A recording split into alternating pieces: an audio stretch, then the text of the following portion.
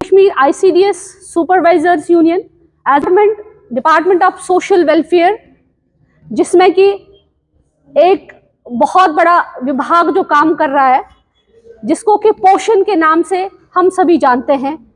पोषण programme Jammu and Kashmir पोषण अभियान के तहत जो भी काम कर रहा है, तो उसके अंदर सुपरवाइजर्स जो कि ICDS का बैकबोन है, सुपरवाइजर जो काम कर रहा है, सादत से हम अथॉरिटीज तक ये बात पहुंचाना चाहते हैं कि आज हम इंसाफ की गुहार लगा रहे हैं, मगर ये इंसाफ की गुहार हम उनके लिए लगा रहे हैं जो कि ऑलरेडी हमको इंसाफ देते हैं, वो है हमारा ऑनरेबल कोर्ट। मैं आपके सामने कुछ डॉक्यूमेंट्स दिखाना चाहूंगी जो कि Jammu and Kashmir tribunal court से हैं, क्लियर स्टेज है against the recruitment rules for the promotion of the post of CDPO।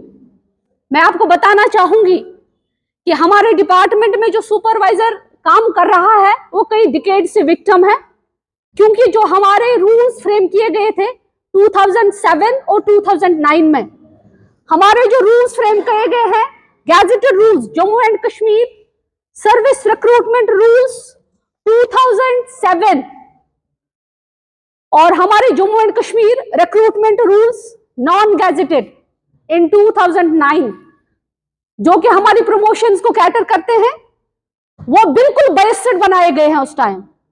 और 2013 से एक स्ट्रगल चल रही है सुपरवाइजर्स की कि उन रूल्स में अमेंडमेंट की जाए। जो सुपरवाइजर्स है almost 1100 plus supervisors and there are only 84 TSWs in the department. The path for the promotion is there. We have only 19 posts of ACDPOs. इतना बड़ा bottleneck, इतना बड़ा stagnation। हम 1100 प्लस सुपरवाइजर्स के लिए सिर्फ और सिर्फ 19 पोस्ट है ACDPO का। जब हमारी कॉमन DPC लगती है उसमें हमारे रेस्पेक्टेड तहसील सोशल वेलफेयर ऑफिसर्स, हमारे रेस्पेक्टेड जो है सुपरिटेंडेंट्स ऑफ होम्स और हमारे सुपरवाइजर से एलिवेट हुआ assistant child development project officer. मैं आपको बताना चाहूंगी कि आज तक सिर्फ हमारे 3 ACDPOs काम कर रहे हैं। आप समझिए इस बात को कि 1975 से ये स्कीम राइज हुई है और आज 2024 चल रहा है। आज तक भी क्या नाइंसाफी मेरे सुपरवाइजर्स के साथ कि आज भी सिर्फ 2 लोग ACDPO काम कर रहे हैं, उनकी DPC आज तक भी नहीं हुई है। क्या हम विक्टिम नहीं है?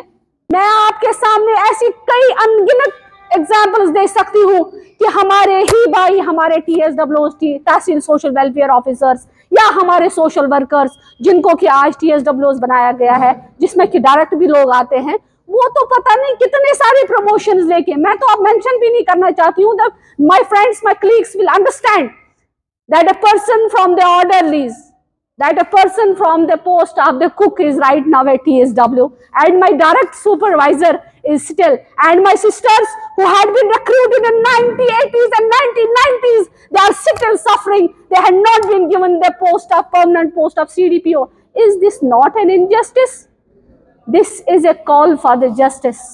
Today we are here with my whole fraternity.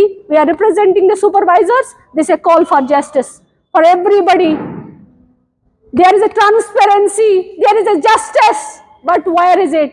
Why it is not for my senior most supervisors who have been recruited in? I can show you, please, you can click it. See, my supervisors had been recruited in 1980s, 1990s, and they have been given a lollipop of look after as a CDPO. They are not getting any incentive, they are getting their salaries, whatever this supervisor post has, and they are serving without getting the benefits. And now we are going to promote my colleagues, my brothers who had been recruited in 2017. Humbly appeal to the chairman of the Public Service Commission, because already a letter has been drafted to him, where it is clear that even having the stays from the Honorable High Court and from the Honorable CAT, we cannot go for the DPC.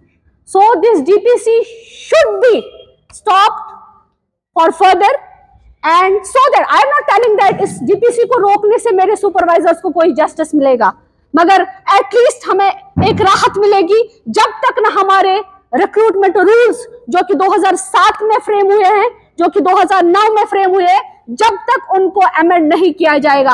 आप have the hopes and trust our honourable minister Sakina ma'am and our commercial secretary, who is luckily a female, try to understand the pain, the injustice with the 90% of females who are suffering.